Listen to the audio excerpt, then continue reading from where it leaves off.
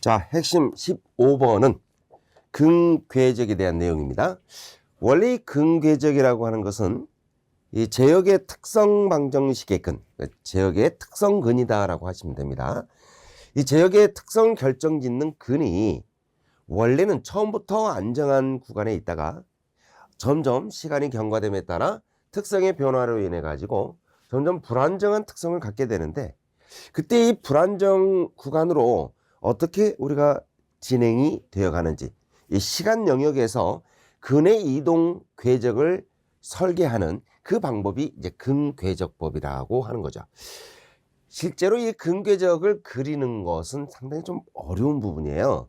그래서 필기에서는 근궤적을 그리라는 문제로 출제되기는 어렵다, 제가 본 강의에서 말씀을 드렸고요.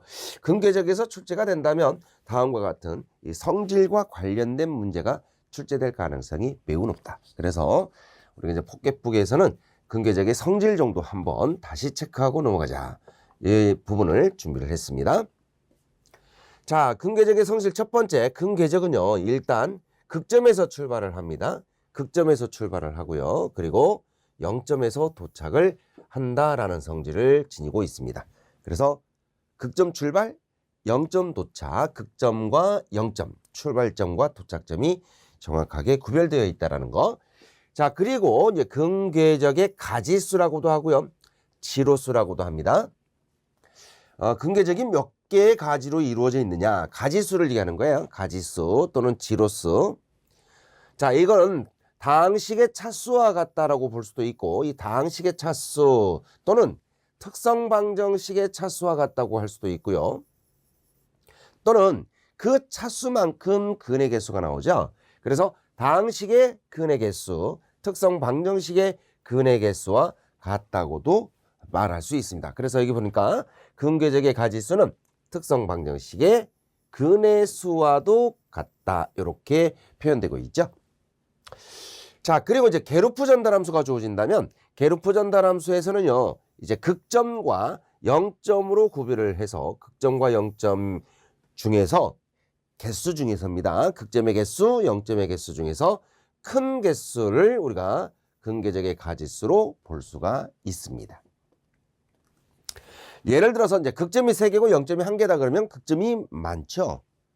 극점이 3개잖아요. 그죠? 그래서 근궤적의 가지수는 3개다, 이렇게 표현할 수 있는 겁니다.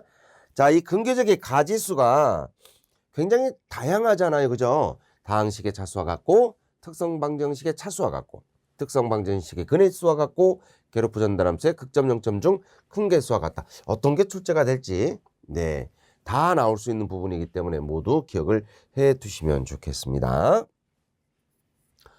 자, 그리고 이제 근궤적의 대칭성인데요. 근궤적은 실수축에 대해서 대칭한 성질을 지니고 있다. 허수축이 아니라 실수축에 대해서 대칭입니다.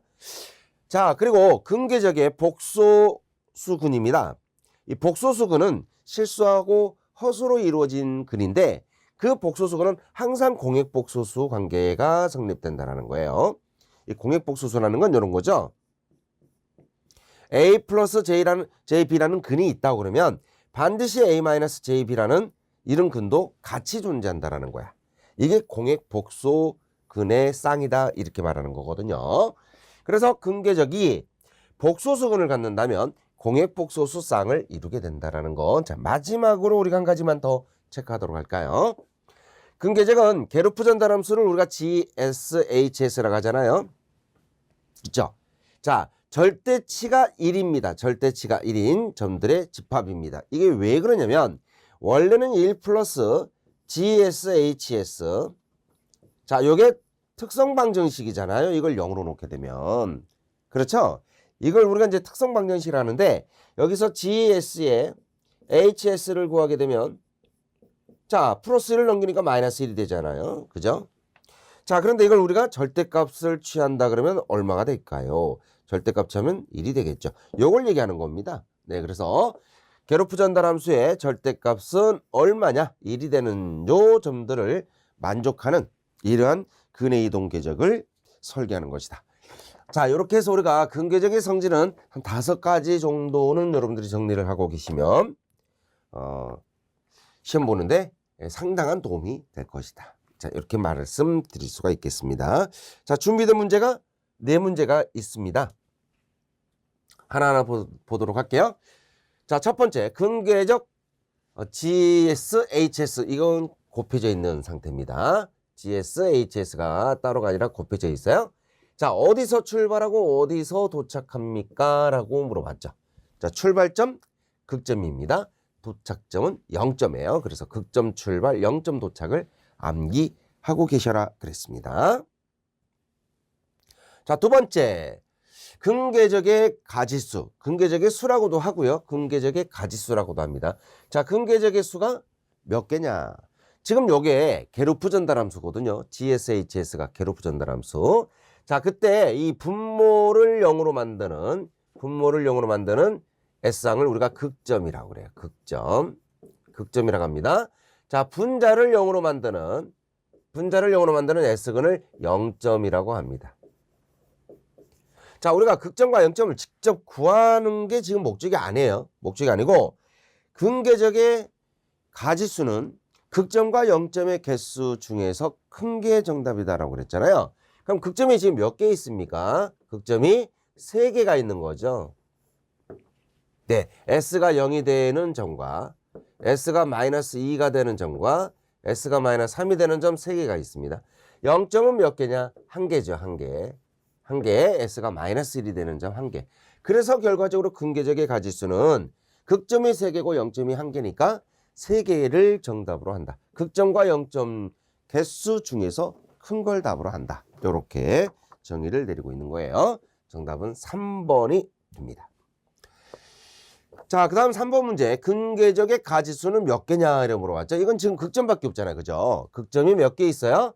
전체가 4차 방정식이니까 4개의 근을 갖게 되겠네요. 자, 일단은 극점이 0이 되는 중근 2개가 있고요. 2개가 -1이 되는 중근이 또 2개가 있습니다. 그래서 전체 총 극점이 4개가 된다는 걸 알 수가 있고, 이때 근궤적의 수는 4개가 된다라고 표현할 수 있는 것입니다. 자, 그 다음에 4번째.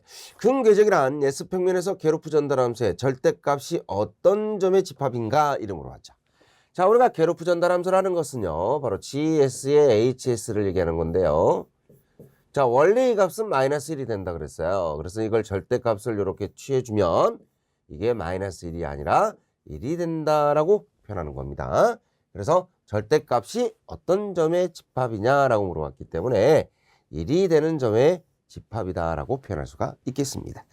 자, 이렇게 해서 우리가 핵심 15번에서는요, 근궤적의 성질에 대해서 살펴보았습니다.